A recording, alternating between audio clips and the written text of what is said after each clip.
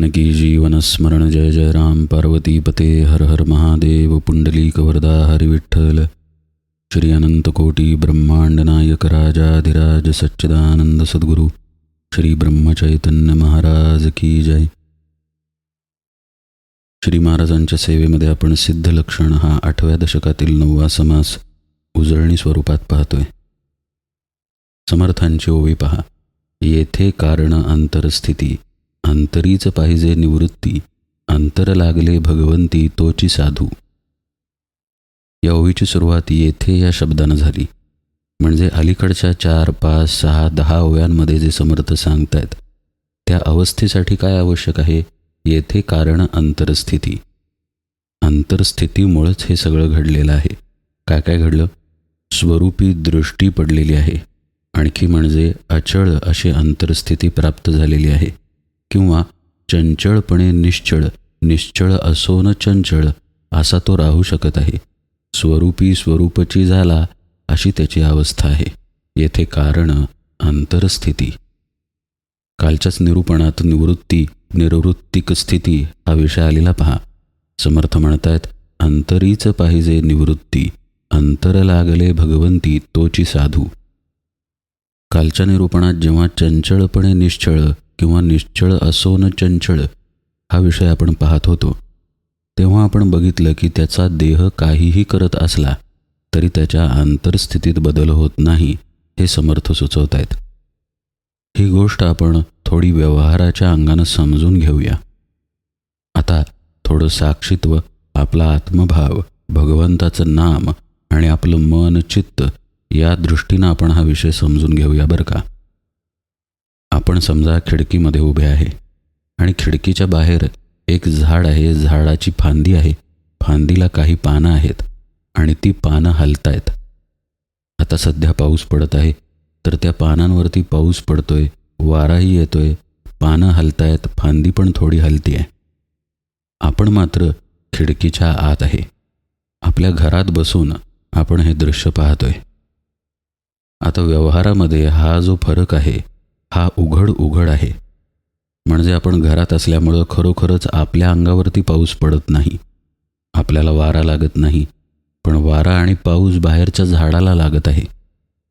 परमार्थ साधनेमध्ये अंतरस्थितीच्या बाबतीतही असंच घडतं, पण अनुभूतीनं हे प्रपंचाच्या अगदी उलट दिशेचं आहे. इथं कसं आहे, आपण घरातच आहे त्यामुळं आपल्या अंगावरती पाऊस पडायचा प्रश्नच नाही. पण परमार्थामध्ये आपला देह, आपलं मन, आपलं चित्त याला तर सगळे अनुभव येत असतात. सुख दुःख, मान अपमान सगळं काही इथंपर्यंत पोहोचत असतं. साधक जेव्हा अंतरस्थितीमध्ये स्थिर होतो त्यावेळी आपण जसं खिडकीतून झाड पाहावं तसं तो स्वतःच्या देहाला पाहतो, मनाला पाहतो, चित्ताला पाहतो. इतकंच नाही, बुद्धी आणि अंतःकरणाला सुद्धा पाहतो. आता बघा, ही गोष्ट नुसतं ऐकून किंवा वाचून कशी कळणार? याचा प्रत्यक्ष अनुभव पाहिजे. आता आपण पुन्हा व्यवहारातलं उदाहरण पाहू. आपण का भिजत नाही आहे पावसामध्ये? त्याचं मुख्य कारण म्हणजे आपण घराच्या आत स्थिर आहोत. पहा, आपला हात जरा जरी आपण खिडकीच्या बाहेर काढला तर थोडे का होईना पाण्याचे तुषार आपल्या हातावरती येतीलच. म्हणजे आपण आतमध्ये स्थिर असणं या एकाच गोष्टीमुळं आपण भिजणाऱ्या झाडाला साक्षीत्वानं पाहू शकतो. मग हे आतमध्ये स्थिर व्हायचं कसं? पुन्हा आपण आता परमार्थाकडे वळू. आता ते झाड, झाडाची फांदी, त्या फांदीवरचं पान, त्यावर पडणारा पाऊस, त्या झाडाला लागणारा वारा या सगळ्या गोष्टी आपल्या देहाच्या, मनाच्या, चित्ताच्या पातळीवर घडत आहेत. मग आता मला आतमध्ये स्थिर बसायचं आहे, तर अर्थातच अशा वेळी मला एकतर नामाला धरावं लागेल, नाहीतर आत्मानुसंधानाला धरावं लागेल. आपण मुळात शरीर नाही, मन नाही. मग आपण जे आहोत ते अनुभवालाही येत नाही अशी साधकाची स्थिती आहे. मग अशा स्थितीमध्ये त्याच्याजवळ नाम आणि ध्यानातील शांती किंवा आत्मानुसंधान याशिवाय अन्य कोणताही पर्याय नाही. तो पर्यायसुद्धा सद्गुरूंकडून मिळाला असेल तर त्या पर्यायामध्ये अहम कर्तृत्व राहत नाही. नाहीतर मी नाम घेतो आणि मी मग आहेच की पूर्ण असा अहंकार तिथे येणार. म्हणजे सद्गुरूंची गरज, सद्गुरूंकडून मिळालेल्या साधनेची गरज आणि त्या साधनेच्या माध्यमानं आपल्या स्वरूपापाशी आपण स्थिर राहणार. मग आपल्याला आपल्याचकडं साक्षीत्वानं पाहता येईल. असं पहा, ज्या हाताला पाण्याचे तुषार लागणार तोच हात खोलीत आल्यानंतर स्वस्थ बसणार आहे. म्हणजे पाहणारा खोलीत आहे आणि पाहणारा बाहेर जाऊन झाडालाही अनुभवू शकतो. दोन्हीकडे एकच अनुभवणारा आहे. तसं साक्षीत्व जो ठेवतो तोच खरं म्हणजे लिप्त होऊन जातो. आपण त्याचं लिप्त होणं साधनेमुळं वाचवणार आहे, प्रतिबंधित करणार आहे. म्हणजे असा अर्थ झाला की अंगाला तेल लावून कुस्तीच्या मैदानात उतरणं किंवा हाताला तेल लावून फणस कापायला घेणं. फणसाचा चीक हाताला लागणारच, पण तेल असेल तर त्यापासून आपण थोडे बाजूला राहू. तसं भगवंताचं नाम आणि आत्मानुसंधान करतं. आता समर्थ ज्या स्थितीचं वर्णन करतायत ती स्थिती ही प्रक्रिया करत करत प्राप्त झालेली स्थिती आहे. समर्थांचे शब्द आठवा, सिद्ध लक्षण साधके विण बोलोची नये. म्हणजे साधक दशेशिवाय सिद्ध दशा येऊ शकत नाही. म्हणून आपण हा विषय साधकाच्या दृष्टीनं विस्तृतपणे पाहिला की आता तो अंतरामध्ये राहायला शिकला. हे त्याचं राहणं वाढलं की तोच त्याचा स्वभाव होऊन जातो. पुन्हा आठवायचं सहवास आणि सहवासामुळे आलेलं ममत्व हा विषय आपण निरूपणात पाहिलाय. पहा, अनोळखी असलेले लोक एकमेकांबरोबर लग्न करतात आणि मग सहवासानं आपलेपणा तिथं येतो. तसं साधक अंतरस्थितीमध्ये जास्त जास्त राहायला लागला की त्या अंतरस्थितीचाच त्याचा स्वभाव होऊन जातो आणि तो स्वभाव बनला की साहजिकच अंतरामध्ये निवृत्ती येते. पहा, विचार करून आंबा खाऊया, मिसळ खाऊया, आईस्क्रीम खाऊया हे कुठं वाटतं? आतमध्ये वाटतं. भजनाला बसूया, ध्यानाला बसूया, महाराजांकडं जाऊया हे कुठं वाटतं? तेही आतच वाटतं. म्हणजे आतच निवृत्ती आहे आणि आतच प्रवृत्ती आहे, ही कुठेही बाहेर नाही. धाव थांबली आणि आपण आत वळलो की आत निवृत्ती आली. साधक दशेमध्ये ही मध्ये मध्ये येत राहते आणि त्या निवृत्तीमध्ये जी आत्मशांती मिळते त्या शांतीमुळं साधक पुन्हा पुन्हा साधनेत शिरतो. म्हणजे पुन्हा पुन्हा तो साधना करणार आणि पुन्हा पुन्हा निवृत्ती अवस्थेला प्राप्त होणार. असं दीर्घकाळ होत राहिलं की ही अंतरस्थितीच त्याचा स्वभाव बनून जाते. म्हणजे तो स्वतःच निवृत्ती रूप होतो आणि असा जो असतो तो सिद्ध आहे असं समर्थ आपल्याला सांगतायत. म्हणजे आता ती निवृत्ती दशा पालटत नाही, बदल होत नाही त्यामध्ये. असं पहा, आपण 1ली ते 10वी शाळेमध्ये जातो. आपले 2-3 अगदी घट्ट मित्र झालेले असतात. नंतर आयुष्य बदलतं. आपण कॉलेजमध्ये जातो, मित्र वेगळ्या कॉलेजमध्ये जातात. नंतर आपल्याला नोकरी लागते, लग्न, संसार यात आपण अडकत जातो. प्रत्येक टप्प्यावरती आपल्याला नवनवीन मित्रही भेटतात. आता समजा 25-30 वर्षांनी शाळेतला तो मित्र भेटला ज्याच्याबरोबर आपली अगदी घट्ट मैत्री होती, तर आपल्याला आनंद निश्चित होतो. पण आपण त्या मैत्रीमध्ये वाहवत जात नाही. पुन्हा तसंच शाळेत जाऊन तीच दंगामस्ती करायला जात नाही. आनंदानं भेटू, आपण एकत्र जेवण करू, फिरायला जाऊ, पुन्हा संपर्कात राहू. पण आपल्या बदललेल्या आयुष्याबरोबर आपण तसेच राहतो, पूर्वीचे आपण होत नाही. तसा अंतरस्थिती ज्याच्यामध्ये बांधली निवृत्ती दशा पुन्हा पुन्हा येत त्या ठिकाणी दृढ झाली, तो पुन्हा वृत्तीवरती येत नाही. लक्ष देऊन ऐका बरं का. कर्म करण्यासाठी त्याला वृत्तीवर यावं लागतं, पण ते वृत्तीवर येणं म्हणजे जुन्या मित्राला तात्पुरतं भेटण्यासारखं असतं, स्वप्नात वावरल्यासारखं असतं. जैसी स्वप्नीची नाथिली स्वप्नरचना, असा तो तेवढ्यापुरता वृत्तीवरती येतो, पण खरा वृत्तीवर येत नाही. अंतरामध्ये निवृत्ती स्थितीमध्येच स्थिर राहतो. समर्थ म्हणतायत, अशा अवस्थेत काय घडतं? अंतर लागले भगवंती असं घडलेलं असतं. भगवंताशिवाय अंतरामध्ये कोणतीही वृत्ती उठतच नाही. जर आत पाहिलं तर भगवंत आणि बाहेर पाहिलं तर भगवंताचा अनुभव, अशा स्थितीत हा महात्मा असतो. तो तुकाराम महाराज असे होते पहा, या स्थितीचं वर्णन त्यांनी केलेलं आहे. तुका म्हणे देह भरिला विठ्ठले, असं ते म्हणतात. आत्मानुसंधान ही गोष्ट बाहेरून आत आणायची असत नाही. आत्मा आत आहे आणि अनुसंधानाची सवयसुद्धा आतच आहे. वृत्ती उत्पन्न होते ना, मगाशी आपण पाहिलं, ती बाहेर कुठे होत नाही. सद्गुरू आतील वृत्ती आतच मुरवायला शिकवतात. आपण जे आहोत त्या दिशेलाच आपली वृत्ती न्यायला शिकवतात आणि तिथे वृत्ती मुरली की खरी निवृत्ती अवस्था येते.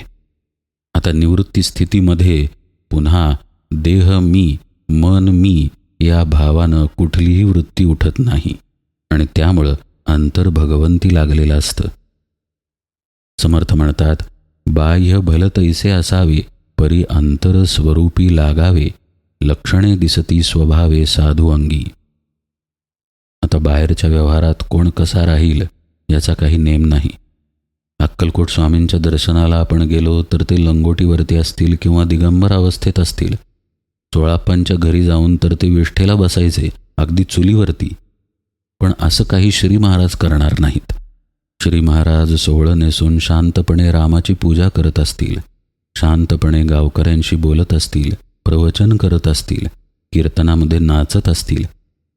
तुकाराम महाराजांकडे आपण गेलो तर ते म्हणतील, माझ्याकडे अर्धी भाकरी आहे, त्यातली अर्धी आता तू खा, आपण दोघेही विठ्ठल विठ्ठल म्हणूया. किंवा जाऊन लांब डोंगरावरती बसतील, कीर्तन करत करत गावात येतील. लोक आले आले, नाही आले नाही आले. परत श्री महाराजांकडे आपण गेलो तर ते आपलं पोट फुटेल एवढा आग्रह करून आपल्याला प्रेमानं वाढतील. कोण कसा आहे याच्यावरती स्वरूपस्थिती अवलंबून नाही. बाह्य भलतैसे असावे, असावे म्हणजे कसं पण राहावं असं समर्थ सांगत नाही आहेत. जो पूर्ण स्वरूपाकार झाला त्यानं बाहेर कसा असावं याचे नियम नाही आहेत. तो कसाही असेल, त्याचं वर्तन कुठल्याही दिशेचं असेल, लक्ष देऊन ऐका बरं का. कदाचित तो भांडेल. श्री महाराज अगदी शिव्या देऊन आपल्या आपतेष्टांशी भांडायचे पहा. पण म्हणजे ते स्वरूपाच्या ठिकाणी नव्हते असा थोडीच अर्थ आहे. शिव्या देणारे श्री महाराज नंतर शांतपणे शेजारच्या व्यक्तीला म्हणतील, तुम्हाला ज्ञानेश्वरी नंतर सांगेन हं. किंवा एखाद्या लहान लेकराला प्रेमानं जवळ घेतील. पुन्हा आरडाओरडा करायला त्या व्यक्तीकडे जातील. आपल्याला ते वर्तनातून कळणार नाहीत. ती स्वरूपस्थिती आहे. ती स्वरूपस्थिती बाह्य वर्तनावरती अवलंबून नाही, म्हणून समर्थ शब्द वापरतात, बाह्य भलतैसे असावे, परी अंतर स्वरूपी लागावे, लक्षणे दिसती स्वभावे साधू अंगी. म्हणून ही जी सिद्ध लक्षणं आहेत ही समर्थांनी सिद्धांना, संतांना पारखायला सांगितलेली नाहीत. ही समर्थांनी आपला अभ्यास वाढवायला सांगितली आहेत. ही समर्थांनी आपला पाय घसरू नये म्हणून सांगितले आहेत. आपल्यामध्ये जर आपल्या साधना अवस्थेबद्दलचे भ्रम येत असतील तर ते येऊ नयेत म्हणून ही लक्षणं समोर ठेवली पाहिजेत. आपल्याला वाटतं ना, आपण सेवा करतो, आपल्याकडून करवली जाते, आपल्याकडून घडते, शब्द कोणतेही वापरा, आपल्याला स्मृती आहे ना आपण सेवा केल्याची, तर ही लक्षणं पाहावीत. कसा आहे साधू? अंतर स्वरूपी लागावे असा साधू आहे. म्हणजे त्याच्या ठिकाणी आपण केलं नाम किंवा ध्यान किंवा सेवा याची स्मृती असेल का? मुळीच नाही. तर आता ती स्मृती घालवण्याचा म्हणजे आपण नुरून साधन उरण्याचा अभ्यास आपण केला पाहिजे, ही समर्थांची तळमळ आहे. म्हणून ते ही लक्षणं सांगतात. समर्थ म्हणतात, लक्षणे दिसती स्वभावे साधू अंगी. ही स्वभावतःच त्यांच्या अंगी असतात. आपण व्यवहारामध्ये कसं आहे माहिती आहे का? स्वार्थ पाहून प्रेम करतो. काही पटलं नाही तर प्रेमामध्ये अंतर येतं, जिव्हाळ्यामध्ये अंतर येतं. लग्न असेल नाही तर कोणताही व्यवहार असेल, आपली सोय आणि स्वार्थ पाहून केला जातो. पण संतांचं प्रेम, संतांची अवस्था अशी सोय पाहून केलेली नाही. अमका मला पैसे देईल म्हणून त्याच्याशी गोड बोलतायत आणि अमक्याजवळ पैसे नाहीत म्हणून त्याच्याशी कसंही वागतायत, असं संत करत नाहीत. आतमधूनच प्रेमदशा असल्यामुळे त्यांचं प्रेम स्वभावतः घडतं, सहजपणे घडतं. आणखी कुठली दशा तिथं नाही. एक तर आत्मस्थिती आहे आणि प्रगटीकरण असेल तर मग प्रेमातूनच आहे, अन्य दुसरा मार्ग नाही. त्याच पद्धतीनं त्यांची अंतरस्थिती, त्यांचं स्वरूपी राहणं, त्यांचं निश्चळ असणं किंवा त्यांचं नामामध्ये राहणं हे स्वभावतः घडून येतं असं समर्थ आपल्याला सांगतायत. राजी बैसता अवलीळा, अंगी बाणे राजकळा, स्वरूपी लागता जिव्हाळा, लक्षणे बाणती. ही अतिशय सुंदर ओवी समर्थ पुढे सांगतात. त्यांचं म्हणणं आहे, एखादा माणूस सहज योगायोगानं राज्यावरती बसतो. आता तो राज्यावर बसला तर त्याला राजाचं ऐश्वर्य आपोआपच प्राप्त होतं. सगळे अधिकार, सगळे अलंकार प्राप्त होतात. त्याप्रमाणे ज्याला आपल्या स्वरूपाबद्दल आपलेपणा उत्पन्न झाला, म्हणजे काय तर मीच ते आहे, स्वरूप, मीच आत्मा, अहम आत्मा, पण यातला अहम नाही बरं का, केवळ आत्मस्थिती, असं ज्याचं झालं त्याच्यामध्ये मग स्वरूप स्थितीची लक्षणं दिसायला लागतात. राजापाशी राजाची लक्षणं जशी दिसावीत तसंच स्वरूप स्थितीमध्ये हे घडून येतं असं समर्थ म्हणतायत. म्हणजेच मगाशी पाहिलं तसं त्याच्या अंगी द्वेष, मत्सर हे औषधालाही सापडणार नाहीत. शोधायला गेलो त्याच्या अंगी आपण काही तर प्रेमच हाताला येईल. भगवंताचं, नामाचं प्रेम किंवा स्वरूपाचं प्रेम, सगुण प्रेममूर्तीच ती असं आपल्या प्रत्ययाला येईल. आणि शोध जर घेतला नाही त्यांचा तर आपण आपल्यामध्येच त्यांना शोधायला जाऊ आणि आपल्या स्वरूपाला प्राप्त होऊ असा सिद्ध असतो. म्हणजे शांतपणे आत गेलो तर आत्मस्थिती आणि प्रगट झाला तर प्रेमावस्था असा लक्षण रूपानं तो बाहेर येतो. असं पहा, फुलपाखरू हे फुलपाखरू बनण्याच्या आधी आळी असतं. आळीला तुम्ही स्पर्श करायला गेला तर किळस वाटेल, पण फुलपाखरू सुंदर दिसतं. आळीची लक्षणं फुलपाखरामध्ये नाहीत आणि फुलपाखराची आळीमध्ये नाहीत, पण ज्याजवळ आपण जाऊ ते लक्षण आपल्या समोर येतं. त्या फुलपाखराचे सुंदर पंखच दिसणार. आता आळी रूपानं ते दिसणार नाही, कारण पूर्णपणे बदललं. तसंच संतांपाशी गेल्यानंतर संत लक्षणच समोर येतं, अन्य कोणतंही लक्षण समोर येत नाही.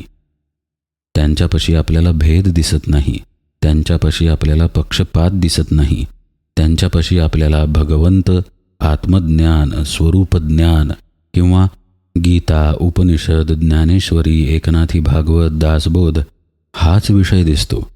वैषयिक विषय संतांपाशी आपल्याला दिसणार नाही.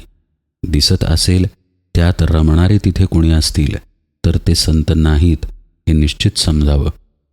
संत हा अशा पद्धतीनं स्वतः भगवंतामध्ये मुरून भगवद रूप झालेला असतो आणि त्यांच्या केवळ सहवासानं सुद्धा आपण त्या दिशेनं आपोआप जायला लागतो. ही महती आहे संतांची, त्यांच्या सहवासाची, कारण तिथं त्याच पद्धतीची लक्षणं बाहेर येत असतात. समर्थ म्हणतायत, एरवी अभ्यास करिता हाता न चढती सर्वथा. बाहेरून अभ्यास करून ही लक्षणं येणार नाहीत. आत्मज्ञान असेल तरच ही लक्षणं आतून प्रगट होतील.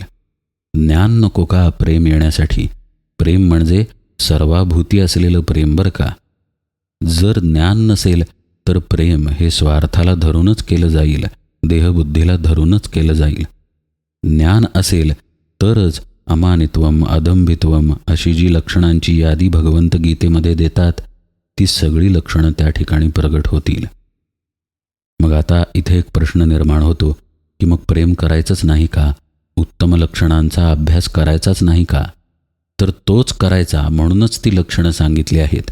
फक्त इथं समर्थ अवस्थेचं वर्णन करतायत की खरं प्रेम, खरी दया, खरी शांती, खरा आनंद ज्ञान असेल तरच प्रगट होतो. ज्ञान म्हणजे आत्मज्ञान.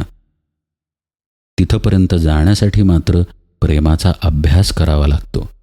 प्रेमानं आपल्या व्यवहारामध्ये, आपल्या कर्तव्यामध्ये राहणं, प्रेमानं भगवंताचं नाम घेणं, प्रेमानं सद्गुरुपदिष्ट साधना करणं, प्रेमानं सद्गुरूंना शरण जाणं हे साधकाला करावं लागतं. जेव्हा त्याला त्याच्या देहाचा, मनाचा विसर पडतो आणि तो अंतरस्थितीमध्ये स्थिर राहायला शिकतो, तेव्हा आत्म्याचं प्रेम तिथं प्रगट होतं. कारण आत्मा हा प्रेमस्वरूपच आहे.